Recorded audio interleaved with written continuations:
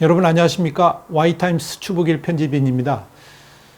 정확한 분석을 통해서 미래를 열어주는 신문 Y타임스가 시사의 중심 인물을 만나서 대한민국의 미래와 현재를 함께 이야기해보는 Y타임스 인터뷰 시간을 마련했습니다. 오늘 첫 번째 시간은 최근에 지소미아 파기와 관련해 가지고 강력한 논평을 냈고요. 또 자유한국당의 원내대표 유력한 후보로 떠오르고 있는 심재철 의원을 만났습니다. 네, 심재철 의원 소개하겠습니다. 안녕하세요. 네, 안녕하십니까. 우리 이 Y타임스 인터뷰의 첫 번째 손님인데요. 네, 감사합니다. 환영합니다. 최근에 이 지소미아 협정 파기하고 관련해 가지고 강력한 성명을 내셨어요. 예. 성명 내용을 보니까 이제 지소미아 협정 파기는 안보 파탄이다 그랬는데 여기에 대해서 좀 설명을 좀 해주시겠습니까? 이 지소미아에 대해서 우리 국민들이 그 중요성을 너무 잘 모르고 있지 않나 하는 생각도 들거든요. 우선 지소미아가 왜 필요한지를 좀 설명을 드리겠습니다. 예.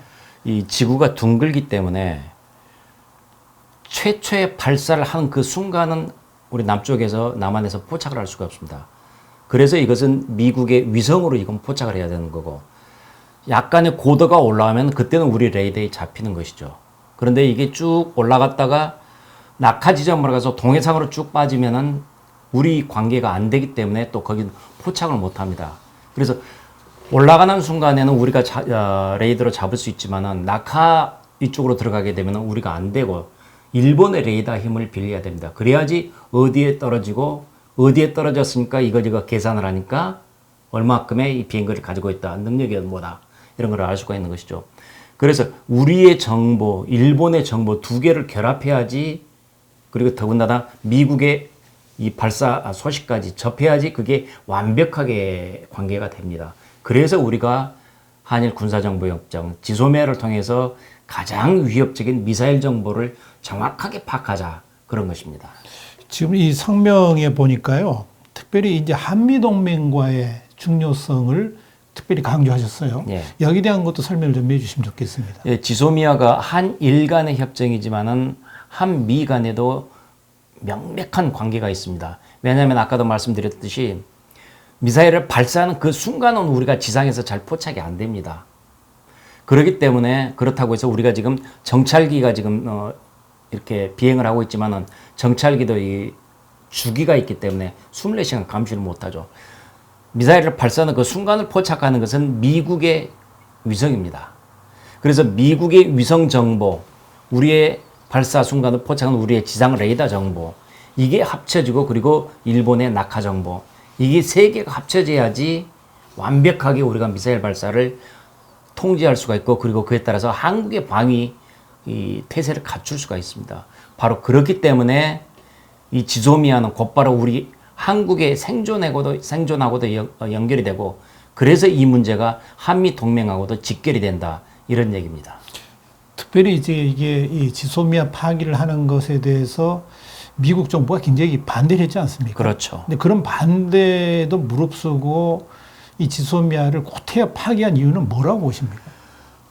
지금 문재인 정권이 일본의 수출 규제 때문에 지금 이 지소미아 카드를 꺼내들었는데 이거는 그야말로 자해 카드입니다. 실질적으로 일본에 위협이 되지도 않고 우리만 손해보는 이런 매우 잘못된 카드인데 이걸 꺼내가지고 수출 규제 문제 풀어라. 이 문제 이렇게 접근하는 것은 전혀 엉뚱한 카드를 가지고 꺼냈기 때문에 전혀 효과가 없고 오직 손해만 보는 것이기 때문에 미국도 나서서 안 된다. 북한의 미사일 정보를 제대로 포착하려면 지소미아가 있어야 된다. 절대 파기해서는 안 된다라는 것이죠. 그러니까 미국의 반대에도 불구하고 지금 문재인 정부가 지소미아 파기를 강행했는데 한간에서는 이게 북한 사주에 의한 것도 아니냐 이런 이야기도 있고 또 이게 내년 선거를 의식해 가지고 반일 프레임으로 내년 선거를 치르려고 하는데 그러기 위해서 바로 이 지소미아 파기를 쓴 것이 아니냐는 의견도 있는데 거기에 대해서는 어떻게 생각하십니까? 아마 그럴 가능성이 저는 충분히 저는 있다고 합니다. 특히나 당장 이 선거 때 지난번에 조국 사태 때 이 반일 프레임을 등장시켜 가지고 자기들이 이득을 보려고 지금 했었죠. 그리고 그 반일 프레임 속에 이 지소미아를 꺼내 가지고 일본에 대해서 구도를 만들겠다. 저는 내년 선거 총선에서는 무조건 이겨야 된다는 총선에 대한 강박증에서 이 지소미아 카드도 이렇게 잘못 쓰고 있다. 저는 지금 여러 가지 가장 핵심적인 이유는 내년 총선 때문이 아닌가라고 추측을 합니다. 오늘 제가 궁금한 게 굉장히 많은데요. 이번에 그 강기정 수석이 국회에 와서 행패를 부렸지 않습니까? 예. 그래서 이제 한국당도 여러 가지 반발을 하고 그러는데 이런 게 국회에서 일어날 수 있는 일인가요? 안 돼. 있어서는 안 되는 것이고 있을 수가 없는 일이죠. 예. 강기정 수석은 예전에 국회에서도 폭력을 직접 행사했었습니다. 예, 예. 다른 의원들 입도 틀어막는 이런 희한한 짓을 했었는데 이런 사람이 수석으로서 청와대 참모를 한다. 이건 완전히 집안 창피고 나라 창피입니다. 이건 즉각 이거 해임시켜야 됩니다. 목을 잘라야 됩니다. 지금 한국당에서 지금 강력하게 반발을 하고 있는데 그래서 그렇죠. 예산 심의도 지금 중단돼 있고 그렇지 네. 않습니까? 그런데 만약에 대통령이 강기정 수석을 해임하지 않고 이대로 강행을 한다 그러면 한국당에서 어떻게 대처를 해야 됩니까? 지금 당장으로서는 예산이 지금 처리되고 있고 그리고 조금 지나면 이제 법안까지 지금 같이 연결이 될 텐데 지금 당장은 예산이 문제가 있으니까 그 예산 가지고 지금 정부를 압박하는 것이고요. 네. 그리고 조금 더 지나면은 이제 법안 처리에 있어서 정부에서도 경계 살리는 것을 필요에 대해서 여러 가지 필요한 법안들이 있습니다. 그래서 그 법안 처리에 저희들이 협조하지 않는 강기정 해임해라. 해임하면 그러다 우리가 협조하겠다라는 분명히 이런 식으로 지금 아마 나갈 겁니다. 지금 문재인 정부가 계속해서 한국당에 대해서 어깃장을 놓고 있는 거 아닙니까? 조국 물론이죠. 때문에도 그렇고 또 이번 강기정 수석도 그렇고 그런데 이게 한국당이 또 대충 넘어가면 이런 일들이 또 반복되지 않겠어요? 물론이죠. 예, 그래서 이번에 지금 한국당에서 이거에 대해서 어떻게 대처를 할지 또 이렇게 적당히 또 넘어가는 일이 아닌지 국민들이 굉장히 많이 바라보고 있다는 걸 좀 감안을 했으면 좋겠거든요. 예, 말씀해 주신 대로 그 점 충분히 유념을 하겠습니다. 그래서 강기정 수석 이 부분 이 매우 잘못된 이런 버릇들은 이번에 당장 사퇴시킴으로써 저희들이 이 문제를 풀어갈 생각입니다. 지금 국회에서 보면은 민주당을 저희 한국당을 동등한 정치 동반자로 보는 게 아니라 적폐 세력 내지는 적폐 세력의 후예 그래서 이 땅에서는 없어져야 될 사람들 이런 식으로 보고 있는 게 아닌가라는 생각들이 참 많이 듭니다. 그렇게 보는 게 아니라 그렇게 지금 대하고 있는 거 아니겠어요? 그렇게 그렇죠. 딱 단언을 하고 그렇게 완전히 한국당은 사라져야 될 정당. 그렇죠. 지금 북한이 주장하는 게 그거 아니에요? 그렇죠. 북한이 거의 매일 한국당을 적폐 세력이라고 그러고 한국당을 없어져야 될 대상이라고 그러는데 지금 청와대하고 주장하는 게 거의 유사해 보인단 말이죠. 그러니까요. 지금 여야가 정치 동반자로서 해야 되고 같이 얘기를 해야 되고 그래서 말만 협치 얘기가 나오는 것이죠. 전혀 협치하지도 않으면서 그래서 이것은 이 적대 세력으로 봐서는 안 되는 것이죠. 어쨌든 존재하는 세력이고 그래서 우리들도 참 여당이 밉고 그렇지만은 분명히 존재하는 현실로서 존재하는 세력이니까 저희들은 존중하고 그리고 그에 따라서 여당으로서 역할을 제대로 해주기를 바라는 건데 상대방은 그거보다는 훨씬 더 저희들을 달리 바라보는 것 같습니다. 그래가지고 참 걱정이 많습니다. 그러니까 여당이 그렇게 대한다 그러더라도 야당인 한국당이 제1야당인 한국당이 제대로 대처하면 그리고 한국당이 워낙 강경하게 대응을 해가지고 한번 제대로 혼쭐이 나야지 그다음부터 저렇게 여당이 함부로 야당을 못 대하는 거 아니겠습니까? 이제 그런 관점에서 지금 이제 자유한국당의 국회 대처 이런 것들에 대해서 말들이 좀 많고 예. 특별히 보수 우파 쪽에서는 한국당이 제대로 대응하지 못하고 있나 이런 이제 주장도 있지 않습니까? 예. 이제 그 관점 제가 하나 좀 단도직입적으로 좀 묻겠습니다. 예. 뭐냐면 이제 원내대표 선거가 곧 있죠. 예. 언론에 보니까 우리 이 심재철 의원도 원내대표의 강력한 후보로 이렇게 거론되고 있던데 예. 지금 준비하고 있습니까? 실질적으로 생각은 있습니다. 아, 예. 그래서 당이 이렇게 돼서는 안 되겠다. 그리고 더구나 이번 원내대표는 내년 총선하고 직결이 되거든요. 그렇습니다. 예. 그래서 당대표와 원내대표 이미지가 내년 총선에 대단히 큰 영향을 미치게 되는데 그런 점에서 가만히 있어서는 안 되겠다. 지금 거명되는 다른 사람들보다도 그래도 제가 조금 더 낫지 않느냐라는 관점에서 지금 원내대표 생각을 분명히 하고는 있습니다. 기왕 말씀 나온 김에 만약에 내가 한국당의 원내대표가 이제 된다면 또는 그 말을 하기 전에 꼭 내가 원내대표가 되어야 되는 이유 뭐가 있을까요? 아직 이제 내가 돼야 된다, 되어야 하는 이유, 네. 뭐 그렇게까지 말씀은 드릴 수가 없고요. 지금 원내대표 한국 당에 대해서 느끼는 국민들의 불만이 왜 그렇게 제대로 싸우지를 못하느냐. 그렇죠. 그리고 정확하게 국민들이 가려운 것들을 짚어주고 국민들과 함께하는 모습을 바라고 있는데 그런 점에서 조금 좀 미흡하죠. 그리고 앞으로 저희들이 이제 해야 될 큰 숙제가 공천에서 얼마만큼의 혁신적인 물갈을 해야 하느냐. 그렇죠. 그래서 사람들에게 국민에게 희망을 주느냐 이런 것들인데 바로 이제 이런 점들에 대해서 좀 더 우리 당이 모습을 제대로 갖추고 제대로 했으면 하는 생각에서 지금 원내대표를 지금 생각하는 것이죠. 방금 이제 그 한국당의 물갈이 이야기가 나왔는데 나중에 물어보려고 그랬는데 지금 바로 질문을 드리죠. 우선 한국당이 지금 혁신을 해야 된다. 개혁을 해야 된다. 말들은 많은데 지금 한국당이 그 방향으로 가고 있다고 생각하십니까? 어떻습니까? 그 점에 대해서는 지금 우리 국민들의 눈높이에는 아직 미치지 못하는 게 현실이죠. 네. 그리고 그런 점에서 저도 지금 좀 안타까운 게 어떻게 실질적으로 나중에 물갈이는 실질적으로 나중에 좀 시간상으로 좀 늦어질 겁니다. 지금 야당 통합 이 문제도 있고 하니까 실질적으로는 좀 늦어지겠지만 그러나 미리 방향의 설정 정도는 해줄 수가 있을 것이고 그리고 그런 점에서 이번에 아마 상당한 폭의 물갈이가 있을 것이다. 그런 점에서 최선을 다해주기 바란다. 알지? 이런 정도의 메시지는 지금쯤 내주고 국민들에게 우리의 변하는 모습들을 말을 해주면 좋을 텐데 그걸 안 해줘서 저도 조금 답답합니다. 그러니까 국민들이 지금 답답해하는 게 특별히 이제 한국당이나 보수파를 지지하시는 분들의 가장 큰 관심사 중에 하나가 한국당이 어떤 모습으로 개혁을 할 거냐. 예. 근데 그 개혁에 어떻게 보면 리트머스 시험제라 그럴까요? 그 단초가 일단 어느 정도 물갈이를 할 거냐. 그렇죠. 그러니까 소위 말하는 한국당의 꼰대 같은 사람들이 어느 정도 사라지느냐. 이게 굉장히 중요한 그 관점 아닙니까? 예, 예. 우리 심의원께서는 좀 답하시기가 곤란할지 모르겠는데 지금 민주당은 최소한 30%, 뭐 20%, 30% 바꾸겠다는 거 아니에요? 예, 예. 한국당은 최소한 어느 정도 바꿔야 된다고 생각하세요?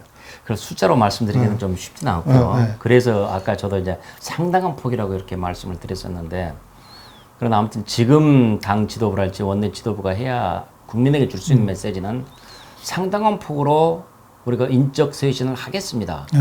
그리고 그동안에 국민들께서 잘못하신 점들 크게 반성하고 우리들이 아주 바뀐 모습으로 해나가겠습니다. 라는 그런 원칙들 그리고 앞으로 공천의 방향은 과거보다는 미래로 나아가는 그래서 우리 무엇보다 경제를 살려서 국민들을 편안하게 할 수 있는 이런 원칙들이라도 방향들이라도 좀 말씀을 해 주셨으면 하는 바람입니다. 근데 그것도 안 하고 있으니까 국민들이 좀 속상해 하시는 게 그러니까 아닌가 이제 이틀 전에 한국당의 이제 황교안 대표가 보수 통합을 선언했지 않습니까? 예. 그런데 이제 저는 우리 신문에서도 그런 주장을 했습니다만은 단순하게 그동안에 보수파 출신이라 가지고 다 사람들이 뭉친다는 것으로 이걸 개혁이라고 생각한다면 대단한 착각이 아니냐. 개혁의 본질, 혁신의 본질을 지금 한국당이 놓치고 있지 않느냐 하는 생각도 들거든요. 네. 어떠세요? 그래서 개혁의 본질을 그 점에서는 아마 좀 미흡하다고 좀 생각할 수 있는 사람도 있을 겁니다. 그러나 저도 실제 당 지도부에서 어떤 사람을 만나고 어떤 사람을 끌어들이고 어떻게 할 것인지를 아직은 저도 잘 모르겠습니다, 솔직히. 네, 네. 그리고 그런 지금 낌새 같은 것을 잘 안 보여주기 때문에. 그러나 우선 지금 필요한 것은 황교안 대표도 말했듯이 야당들 일단은 뭉치자. 그리고 문재인을 반문을 통해서 우리들이 하나를 힘을 합치자라는 저는 그런 방향성은 저는 괜찮다고 봅니다. 네. 이제 그러나 실질적으로 얼마만큼의 이 야당 세력들 그러니까 야당 국회의원 세력들 그다음에 야당 시민단체 세력들 이런 사람들과 실질적으로 소통을 하고 있고 준비를 하고 있고 그야말로 정작 중요한 사람들과 만나고 있는지 그건 저도 잘 모르겠습니다. 아니 그런데 이제 우리 심재철 의원 정도면은 국회 부의장도 했고 한국당에서는 중진급 아닙니까? 네. 그럼 중진급 의원들하고는 그런 것을 상의하는 게 당연한 거 아닐까요? 보통 중진급 회의도 있고 그렇지 않습니까? 거기서 이런 논의가 안 되는 거예요? 유감스럽지만 없었습니다. 그럼 당내 소통도 잘 안 된다는 이야기 아닙니까? 이거는 있었죠. 저희들이 그때 이제 회의를 하면서 예. 통합을 해야 된다. 바른미래 저렇게 놔둘 것이냐. 그래서는 안 된다. 분명히 야당 통합을 해라라는 그런 촉구는 여러 차례 했었죠. 그러나 이제 발표 직전에 이건 이렇고 저건 저렇고 하는데 이건 어떻게 했으면 좋겠습니까라는 그런 소통까지는 아직 안 되고 있는 이제 상황. 그러다 보니까 지난번에 박찬주 그렇습니다. 회장의 영입 문제도 터진 것이고 그랬죠. 예. 그러다 보니까 지금 실망스러운 일들이 이제 벌어지고 있는 거 아니겠습니까? 근데 최소한 이제 당의 혁신 방향이라든지 그다음에 내년 선거를 임하기 위한 당의 전략 같은 것들은 중진급 의원들하고 먼저 좀 논의도 되고 소통도 하면서 거기서 자연스럽게 어떤 방향이 좀 나와야 되는 거 아닐까요? 저는 앞으로 그럴 거라고 기대를 합니다. 네. 그래야 되고요. 예. 그래서 그러나 이제 원론적으로는 얘기를 하는데 구체적으로 어떻게 문건으로 만들어 가지고 어떻게 정확하게 표현을 하고 해 나갈 것이냐라면은 정확히 작성을 해서 아 이렇게 하려는데 어떻습니까라고 미리 사전에 좀 점검을 하는 그런 것들이 필요하겠죠. 그래야지 이번에 박찬주 대장 사건 같이 그런 사고가 안 생기죠. 그러니까 옆에서 보는 우리 같은 사람도 참 안타까운데 네. 한국당 내에 있는 분들은 또 얼마나 속이 탈까 하는 생각도 듭니다. 지금 뭐 내년 선거가 단순한 하나의 국회의원 선거가 아니고 그렇죠. 내년 선거에서 지면 대한민국이 위기가 온다고 그러지 않습니까? 그렇습니다. 저는 이제 이렇게 판단을 해요. 뭐냐면 대한민국이 망국의 길로 갔다. 만약에 내년 선거에 져가지고 이건 민주당의 책임이 아니고 그걸 막지 못한 한국당의 책임이라고 보거든요. 네, 이제 맞습니다. 그런 면에서 좀 막중한 사명감을 가지고 내년 선거에 대해야 되는데 그러려면 살신성에도 좀 있어야 되고 예, 예. 또 특별히 이제 기득권을 누려왔던 분들 또 현재 대한민국을 이렇게 만들게 된 책임을 져야 될 사람들 이런 사람들이 좀 직을 내려놓는 그런 모습들이 필요하다고 보는데 지금 그런 분위기가 별로 안 일어나는 것 같아요. 말씀하신 것에 전적으로 동의합니다. 예. 그래서 방금 이제 유감스러운 그런 견해를 표명하셨는데 저도 마찬가지입니다. 그래서 그런 생각을 가지고 공천 작업에 그리고 이런 물갈이 작업들을 임해야 되고 그래서 해야 되는데 그리고 서로 소통도 하고 해야 되는데 참 그게 이루어지지 않아서 저도 참 그 점은 좀 서운합니다. 이제 그 내년 선거 또 출마하시죠? 준비하고 계시죠? 그렇습니다. 예. 지금 몇 선이죠? 5선입니다. 5선. 그럼 이제 내년 선거는 6선째 도전하시는 거죠? 예, 예. 이제 경기도 안양, 동안 같은 데는 험지잖아요. 예. 이게 경쟁이 워낙 치열한 곳이고 또 이제 그쪽 지역에서 당선된다는 게 한국당 이름으로 당선된다는 게 쉽지 않기 때문에 내년 또 힘겨운 싸움 하실 텐데 예, 그래야죠. 내년에 이제 우리 그 안양 동안구에 있는 유권자들한테 나는 앞으로 또 4년간 이렇게 정치하겠다. 예. 그리고 준비를 하고 계신 것들이 있습니다. 물론이죠. 예. 그래서 뭐 일반적인 원론으로서 뭐 정치를 잘하겠습니다. 주민들과 소통 잘하겠습니다. 뭐 이런 것들은 다 일상적인 것이고요. 예. 무엇보다 지역에서 가장 큰 현안으로는 안양 교도소라는 문제가 하나 있습니다. 그래서 그 교도소 이전 그리고 교도소가 지금 벌써 50년이 넘어가지고 아주 안전에 좋지 않고요. 그래서 이제 교도소 이전을 하고 그 자리를 새롭게 발전시키고 하는 건데 가장 큰 숙제가 이제 교도소 문제입니다. 그래서 교도소를 어떻게 할 것인지 앞으로도 이것은 계속해서 제가 지금 풀어야 될 숙제고요. 그리고 지금까지 국회의원을 해오면서 큰 숙제 하나는 지금 지역의 인도권에서 동탄까지 들어가는 지하철, 그것을 지하철 노선 역을 지하철이 저희 지역에 통과해서 가도록 하는 이제 그 큰 숙제는 하나 했습니다. 이제 나머지 두 번째 큰 숙제가 바로 교도소 숙제인데 교도소 문제. 네, 그 문제는 이번에 되면은 반드시 또 해내겠습니다. 어떤 식으로든지 지금 야당이라고 해서 지금까지 얘기를 해보니까 야당이라고 해서 정부에서 굉장히 피하고 또 적극적으로 해주지 않습니다.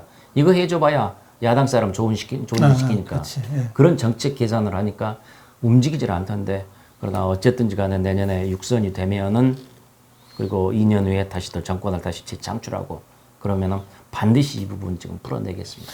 근데 안양 쪽에 국회의원들이 여럿 있지 않습니까? 3명 있습니다. 3명. 그러면 그 세 분이 같이 힘을 합쳐가지고 안양의 당면 과제를 함께 푼다는 이런 협의체는 있습니까? 유감스럽게도 없습니다. 저 혼자 지금 한국당이고 그다음에 나머지 두 사람은 민주당입니다. 민주당이죠. 예. 그렇기 때문에 서로 당과 당이 다르기 때문에 서로 협의해서 도와봐야 굉장히 작은 일들, 음. 그러니까 안양 시내에서 있는 자잘한 일들은 그냥 협의를 하죠. 그러나 큰 숙제 같은 본인들의 큰 공약 같은 것은 유감스럽게도 그것은 협조가 잘 안 됩니다. 하여간 내년 선거에서 반드시 당선되기를 바라겠고요. 자, 다른 질문 하나 좀 드리겠습니다. 문재인 대통령이 이제 임기 반환점을 돌았어요. 요즘 언론들에서 이제 임기 반환점에 대해서 평가들 많이 합니다. 교육, 경제, 정치, 사회, 외교, 뭐 대북 문제. 그런데 제가 역으로 좀 질문을 좀 드리면 문재인 대통령이 임기 반환점을 도는데 잘한 게 뭐가 있다고 보십니까? 잘한 걸 한번 손으로 좀 꼽아 보실까요? 잘한 거요? 예. 지금 지난번에 청와대 비서실장은 잘한 것 하니까 뭐 여러 가지를 들었는데 못한 것 그러니까 뭐 생각이 나지 않는다 그랬는데 어떻습니까? 저는 정반대입니다. 아. 잘한 거? 그래서 뭐를 잘했지? 전혀 생각나지 않습니다. 이 사람이 과연 한국 발전에 뭘 보탬을 줬나? 글쎄요. 전혀 생각나지 않습니다. 그러면 이제 반대로 못한 거 꼽으면 굉장히 많겠죠. 당연히 많죠. 가장 큰 잘못은 뭐라고 보십니까? 경제를 죽인 겁니다. 경제를 주겠다. 그래서 국민들을 못 살게 만든 것.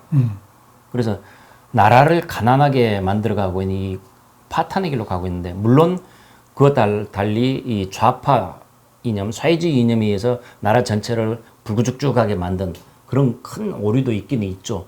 그러나 그것보다도 국민들이 실감하는 가장 큰 잘못된 점은 바로 경제라고 저는 생각을 합니다. 이른바 소득주도 성장, 소주성이라는 잘못된 철학으로 경제를 망친 그 업보가 가장 크다라고 생각합니다.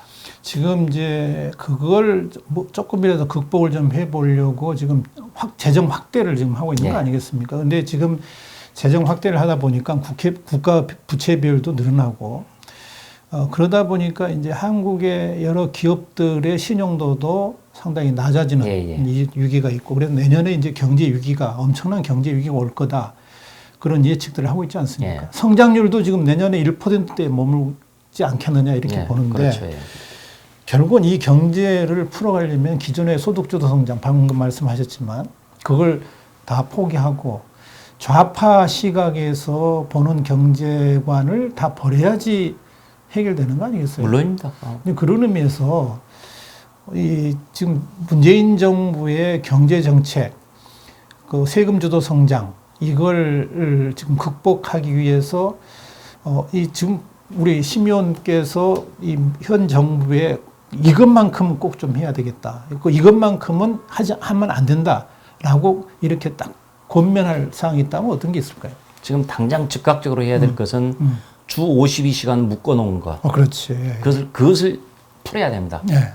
그래서 주 52시간은 그냥 놔두더라도 전체적으로 1년 합산해서 52시간 넘지 않도록. 이거 전체 합산해가지고 평균을 땄을 그렇죠. 때.